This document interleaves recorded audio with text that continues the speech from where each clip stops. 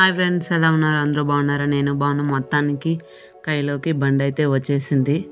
3 రోజులైందండి. 3 రోజులు చుట్టూ కోసి పెట్టుకొని బండి కోసం వెయిట్ చేసి కై దగ్గరకు వచ్చి మళ్ళీ వేరే వాళ్ళది కోయాలనేసి వాళ్ళు అర్జెంట్ చేసేసింది. వాళ్ళు తొడుక్కొనిపోశారు.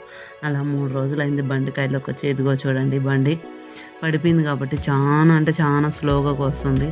రైతులకి ఇది వచ్చి ఒక సహాయం అయింది. లేదంటే మనుషులే కోసి ఆయరకు ముందు మేమే కోసి కొట్టే మిషన్ ఉంటుంది, అది దాంతో పెట్టేది. లేదా మనుషులే కూడా కొడతా ఉన్నాం. ఫస్ట్లో మేమే కోస్తా ఉన్నాము. మనుషులే వడ్లు తనిగా కసువు తనిగా కొట్టేవాళ్ళం. డ్రమ్ము పెట్టుకొని డ్రమ్ము మీద కొట్టేవాళ్ళం వడ్లు. మళ్ళా తర్వాత వడ్లు కొట్టే మిషన్ వచ్చింది.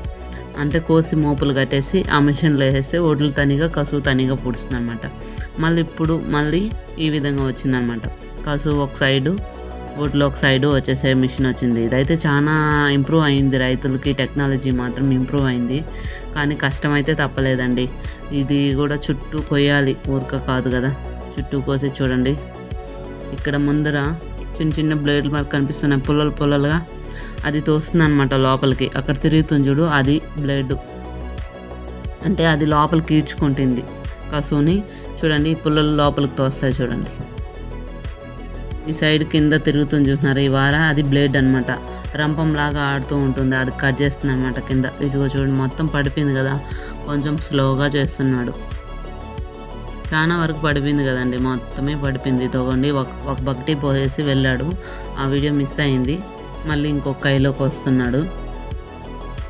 మొత్తం 8 కైలండి పోయాలి కదా, పోస్తున్నాడు.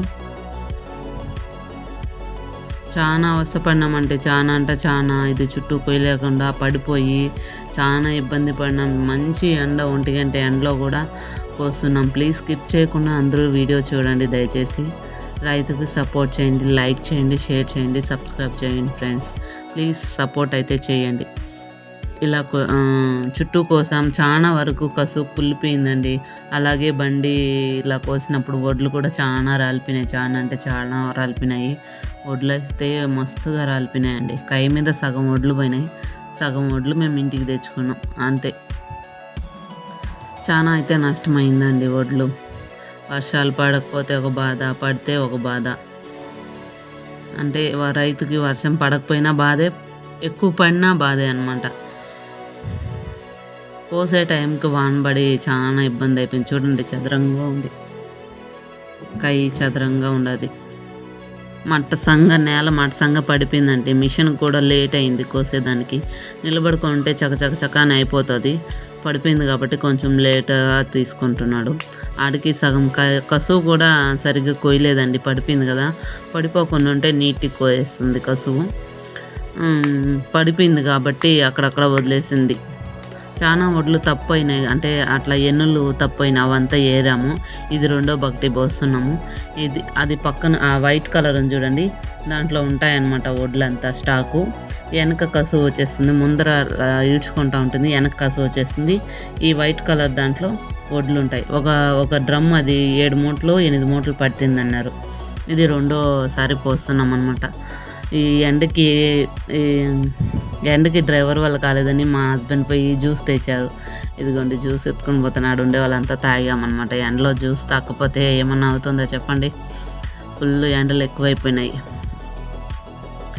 రైతు ఎండ గాలి చూస్తే 5,000 నోట్లోకి పోయేది ఎలా చెప్పండి.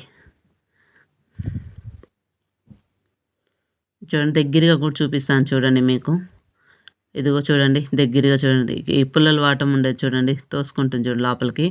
అక్కడ ఉన్నాయి చూడండి, అది రౌండ్ లోపలికి ఈడ్చుకుంటుంది అనమాట. చూడండి, ఇక్కడ చాలా కసువు తప్పించేస్తుంది. అలా కోసుకుందో వెనక ఇలా చెత్త వెనక పడిపోతుంది. ముందర వడ్లు కోసుకుంటా పోతే వెనక చెత్త పడిపోతుంది. పైన ఆ డ్రమ్లో ఉంటాయన్నమాట వడ్లు. అది ఒక 7-8 మూటలు పడుతుందంట ఆ డ్రమ్ము. అది నిండిపోయిన